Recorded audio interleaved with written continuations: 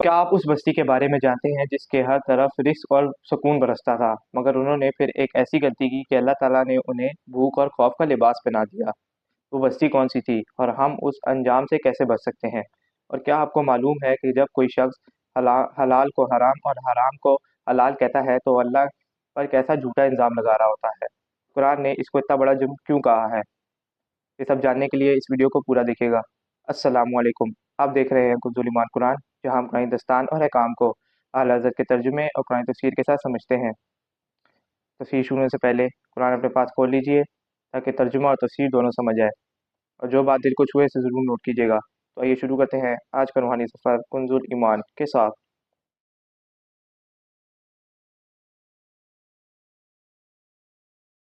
سورہ نحل کا رکو نمبر 15 اور 14ویں پارے کا رکو نمبر 21۔ یوم تأتی کل نفس، کل بروز قیامت ہر جان اس طرح آئے گی، تجادل عن نفسها، کہ اپنی ہی طرف سے وہ جھگڑا کرے گی۔ ہر جان کل بروز قیامت اس طرح آئے گی کہ ہر جان اپنی ہی طرف سے جھگڑا کرے گی، یعنی نفسی نفسی کا عالم ہوگا، ہر ایک کو اپنی پڑی ہوگی اور کسی کی پرواہ نہیں ہوگی۔ لیکن حضرت عبداللہ بن عباس رضی اللہ تعالی عنہما اس آیت کی تفسیر میں یہ فرماتے ہیں کہ وہاں اتنا جھگڑا ہوگا کل بروز قیامت کہ جسم اور روح میں بھی جھگڑا ہوگا، ایک ہی جسم اور ایک ہی روح، یعنی جسم اور روح جو ساتھ ساتھ ہیں وہ کل بروز قیامت جھگڑا کریں گے۔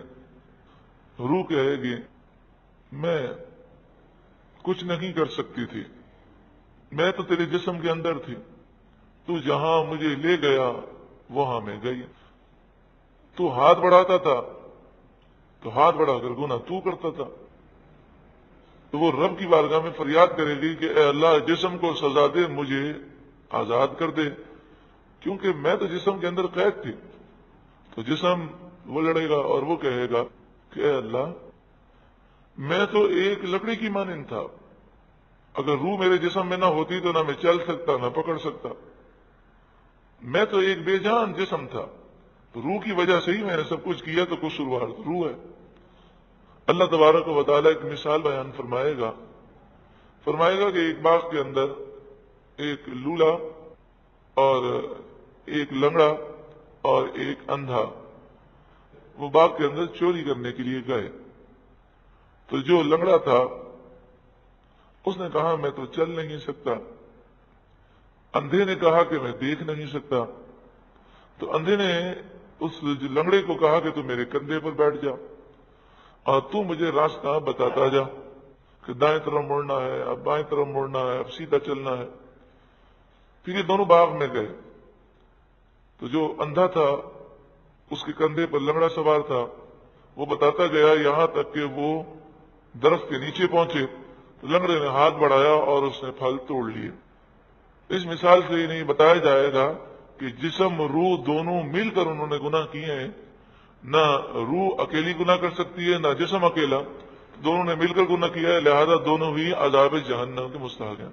یوم تأتی کل نفس تجادل عن نفسها، جس دن ہر جان اپنی ہی طرف جھگڑتی آئے گی، وتوفى كل نفس ما عملت، اور ہر نفس کو ہر جان کو اس کے کرنے کے مطابق پورا پورا بدلہ دیا جائے گا، وهم لا يظلمون، اور ان پر ظلم نہ کیا جائے گا۔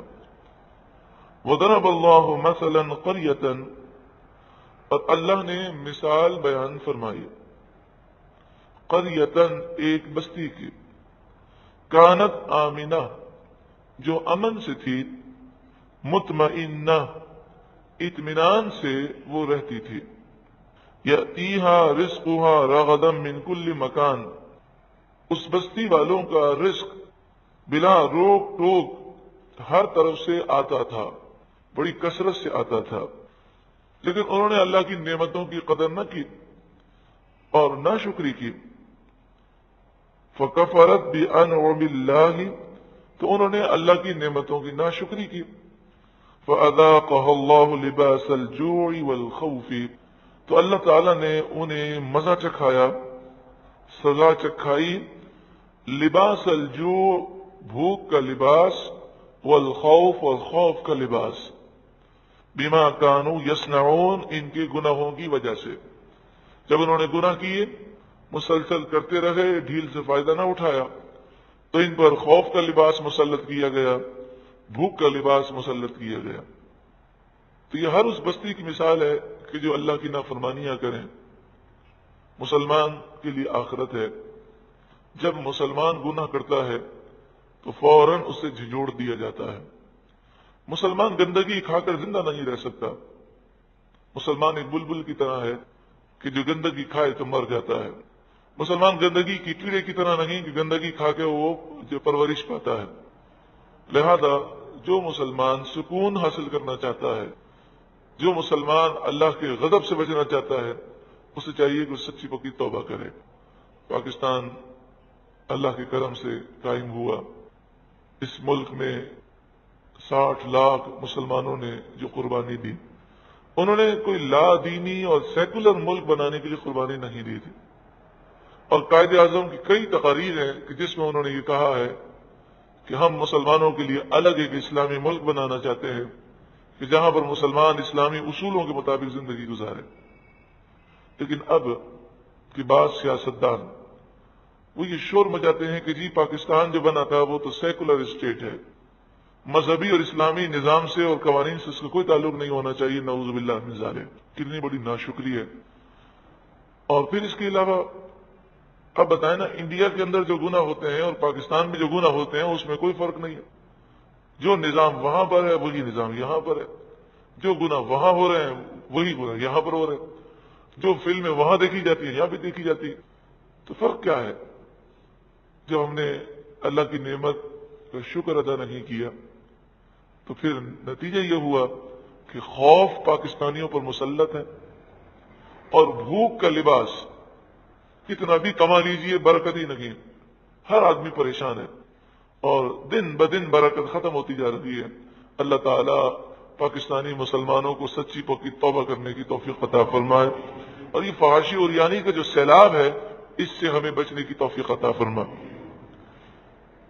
مکہ مکرمہ میں چاروں طرف سے روزی آتی تھی، لیکن جب اہل مکہ نے نبی اکرم صلی اللہ علیہ وآلہ وسلم کے ساتھ کفر کیا تو ان پر قحط مسلط کیا گیا، اور 7 برس تک 7 ایئرز 7 برس تک ان پر قحط رہا۔ اس آیت کریمہ میں ان لوگوں کے لیے بھی درس ہے۔ وَلَقَدْ جَاءَهُمْ رَسُولٌ مِّنْهُمْ، اور ضرور بے شک ان کے پاس انہی میں سے رسول آئے، فَكَذَّبُوهُ، تو انہوں نے اس رسول کو جھٹلا دیا، فَأَخَذَهُمُ الْعَذَابُ، تو انہیں عذاب نے پکڑ لیا، وَهُمْ ظَالِمُونَ، اس حال میں کہ وہ ظالم تھے، گناہگار تھے۔ فَكُلُوا، اے لوگوں کھاؤ، مِمَّا رَزَقَكُمُ اللَّهُ، اس روزی سے جو اللہ نے تمہیں دی، حلالن حلال کھاؤ، طیبن طیب کھاؤ۔ حلال طیبن، حلال اسے کہتے ہیں کہ جو فی نفسی، جس کے کھانے کی اجازت دی گئی۔ مثلا بکری جو ہے وہ حلال ہے، خنزیر جو ہے وہ حرام ہے، گدھا جو ہے وہ حرام ہے، تو بکری حلال ہے۔ لیکن طیب کی معنی یہ ہے کہ اس کو حاصل کرنے کا ذریعہ بھی جائز ہو۔ تو چوری کی بکری وہ طیب نہیں ہے، چوری کی بکری وہ طیب نہیں ہے، لیکن حلال ذریعے سے، جائز ذریعے سے جو بکری حاصل کی جائے گی وہ حلال بھی ہے اور طیب بھی ہے۔ وَاشْكُرُوا نِعْمَتَ اللَّهِ، اور اللہ کی نعمت کا شکر کرو، ان کنتم ایاہ تعبدون، اگر تم اللہ ہی کی عبادت کرتے ہو۔ کفار اپنی مرضی سے کئی چیزوں کو حرام کہہ دیتے تھے تو ان کا رد کیا گیا۔ انما حرم علیکم المیتہ، اللہ نے تو تم پر حرام کیا ہے مردار کو، جو بغیر ذبح شرعی کے مر جائے وہ مردار ہے۔ والدم، اور خون، خون سے مراد یہاں بہتا ہوا خون ہے۔ ولحم الخنزیر، اور خنزیر کا گوشت، خنزیر کی ہر چیز حرام ہے۔ گوشت کا ذکر اس لیے ہے کہ کھایا گوشت ہی عام طور پر جاتا ہے۔ وما اوہل لغیر اللہ بھی، اور جس جانور پر ذبح کے وقت غیر اللہ کا نام لیا جائے وہ جانور حرام ہے۔ فمن اضطر غیر باغ ولا عاد، تو جو کوئی مجبور کیا جائے، وہ بھوک سے مر رہا ہو، پیاس سے مر رہا ہو، تو جان بچانے کے لیے وہ حرام کھا اور پی سکتا ہے، لیکن غیر باغ، وہ اپنی خواہش کر کے کھانے والا نہ ہو، یعنی لذت کی خاطر نہ کھائے، صرف جان بچانے کی نیت سے، ولا عادن، اور سرکشی کرنے والا بھی نہ ہو، یعنی جتنے لقمے سے جان بچ سکتی ہے اتنے ہی کھائے، اس سے زیادہ نہ کھائے۔ فإن اللہ غفور رحیم، پس بے شک اللہ بخشنے والا مہربان ہے۔ ولا تقولوا لما تصف ألسنتكم الكذب، اور نہ کہو اسے جو تمہاری زبانیں جھوٹ بیان کرتی ہیں، ھذا حلال وھذا حرام، یہ حلال ہے اور یہ حرام ہے، لتفتروا علی اللہ الکذب، کہ تم اللہ پر جھوٹ باندھتے ہو۔ اس میں ان تمام لوگوں کا رد ہے جو اپنی مرضی سے کسی چیز کو حرام قرار دیتے ہیں۔ اپنی مرضی سے حرام قرار نہیں دے سکتے جب تک کہ قرآن میں اس کا ذکر نہ ہو، حدیث پاک میں اس کا ذکر نہ ہو، شریعت اس کو بیان نہ کرے۔ ان الذین یفترون علی اللہ الکذب لا یفلحون، بے شک وہ لوگ کہ جو اللہ پر جھوٹ باندھتے ہیں وہ کامیاب نہیں ہو سکتے۔ متاع قلیل، یہ تھوڑا سا برتنا ہے دنیا کا، وَلَهُمْ عَذَابٌ أَلِيمٌ، اور ان کے لیے دردناک عذاب ہے۔ وَعَلَى الَّذِينَ هَادُوا، اور یہودیوں پر حرمنا، ہم نے حرام کیا، ما قصصنا علیک من قبل، وہ چیزیں جن کا ذکر ہم اس سے پہلے کر چکے، یعنی یہودیوں پر ہر وہ جانور حرام تھا کہ جس جانور میں کھر نہ ہو، جیسے اونٹ ہے، اونٹنی ہے، بطخ ہے، مرغی ہے، پرندے ہیں، کہ ان کے پاؤں میں کھر نہیں ہوتے، اور جو کھر والے جانور ہیں جیسے گائے ہے، بکری ہے، تو اس میں بھی ان کی چربیاں حرام تھیں۔ صرف 3 چربیاں ان کے لیے حلال تھیں، وہ چربی جو ہڈی سے ملی ہوئی ہو، وہ چربی جو کمر پر ہو، وہ چربی جو آنتوں سے ملی ہوئی ہو، یہ 3 چربیاں حلال تھیں، باقی ساری چربیاں ان پر حرام تھیں۔ یہ کیوں حرام کیا گیا؟ حالانکہ یہ چیزیں تو حلال تھیں۔ یہودیوں نے جب سرکشی کی اور اپنے نبیوں کی نافرمانی کی تو ان پر اللہ نے غضب فرمایا اور ان کے لیے حلال چیزیں حرام کر دیں۔ وما ظلمناہم، اور ہم نے ان پر ظلم نہیں کیا، ولکن کانوا انفسہم یظلمون، ہاں لیکن وہ خود ہی اپنی جانوں پر ظلم کیا کرتے تھے۔ ثم ان ربک للذین عملوا السوء بجہالۃ، پھر بے شک تمہارا رب اس پر خصوصی رحمت فرمائے گا، ان لوگوں پر کہ جو نادانی میں گناہ کر بیٹھے، ثم تابوا من بعد ذلک، پھر اس کے بعد توبہ کر لیں، واصلحوا، اور اپنی اصلاح کر لیں، ان ربک من بعدها لغفور رحیم، بے شک تمہارا رب اس کے بعد یعنی توبہ ان کے کرنے کے بعد تمہارا رب ضرور بخشنے والا مہربان ہے۔ اللہ تعالیٰ بخشنے والا مہربان ضرور ہے، لیکن اس آیت کریمہ میں یہ بتایا گیا کہ توبہ کرو، اس کے بعد اللہ کی رحمت تم پر نازل ہوگی۔ عام طور پر لوگ اس بات کو سمجھتے نہیں ہیں، وہ یہ سمجھتے ہیں گناہ کرتے رہو اللہ بخشتا ہی رہے گا، وہ جو چاہے، وہ مالک کے کائنات ہے، وہ خالق کے کائنات ہے۔ مگر اس آیت کریمہ میں اصول کیا بتایا گیا کہ نادانی میں گناہ ہو جائے پھر وہ سچی پکی توبہ کرے تو اس کے بعد اللہ تعالیٰ ضرور بخشنے والا مہربان ہے۔ جب توبہ کا ذکر آیا تو آئیے ہم اللہ کی بارگاہ میں سچی پکی توبہ کریں۔ سب سے اہم تو ہے تجدید ایمان، اور تجدید ایمان کے لیے ندامت اور شرمندگی ضروری ہے۔ زندگی کا کوئی بھروسہ نہیں، اگر ہماری زبان سے کوئی کلمہ کفر بے خیالی میں بھی نکل گیا ہوگا اور ہم نے سچی پکی توبہ نہ کی، تجدید ایمان نہ کیا، تو پھر بخشش کا کوئی امکان نہیں ہے۔ ایمان کی فکر کتنی تھی کہ نبی اکرم صلی اللہ علیہ وآلہ وسلم اکثر بلکہ سب سے زیادہ یہی دعا کرتے، یا مقلب القلوب ثبت قلبی علی دینک، اے دلوں کو پھیرنے والے، میرے دل کو اپنے دین پر ثابت قدمی عطا فرما۔ حضرت انس نے کہا یا رسول اللہ، کیا آپ ہمارے لیے اندیشہ رکھتے ہیں؟ کیونکہ حضرت انس جانتے تھے کہ رسول اللہ یہ دعا بار بار ہمیں سکھانے کے لیے کر رہے ہیں۔ تو انہوں نے کہا یا رسول اللہ، کیا آپ ہمارے لیے یہ اندیشہ رکھتے ہیں کہ کیا ہمارا ایمان ضائع ہو سکتا ہے؟ تو آپ نے جو درس دیا وہ درس یہ تھا کہ انسان کے دل کی مثال اس پر کی طرح ہے کہ جو ایک کھلے میدان میں ہو اور تیز ہوا سے لگی ہو تو پر کیسا تیزی سے پلٹتا ہے، ایسا دل پلٹتے ہوئے دیر نہیں لگتی۔ تو اس لیے ایمان کی حفاظت کا درس تمام بزرگان دین نے دیا۔ تو آئیے ہم تجدید ایمان کریں کہ اگر کوئی ایسا جملہ ہماری زبان سے نکل گیا ہو یا ہماری حرکت سے کوئی کفر ہو گیا ہو تو اللہ تعالیٰ ہمیں معاف فرمائے۔ بسم اللہ الرحمن الرحیم۔ یا اللہ، اگر مجھ سے کوئی کفر ہو گیا ہو جان بوجھ کر یا انجانے میں سچے دل سے توبہ کرتا ہوں، ایمان لاتا ہوں، لا الہ الا اللہ محمد الرسول اللہ۔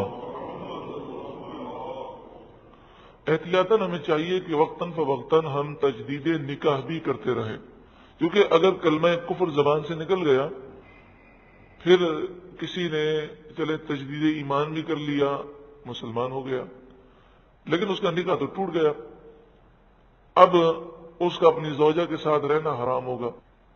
تو اس لیے بزرگان دین کا یہ طریقہ تھا کہ وہ ہر جمعرات کو تجدید نکاح کیا کرتے تھے۔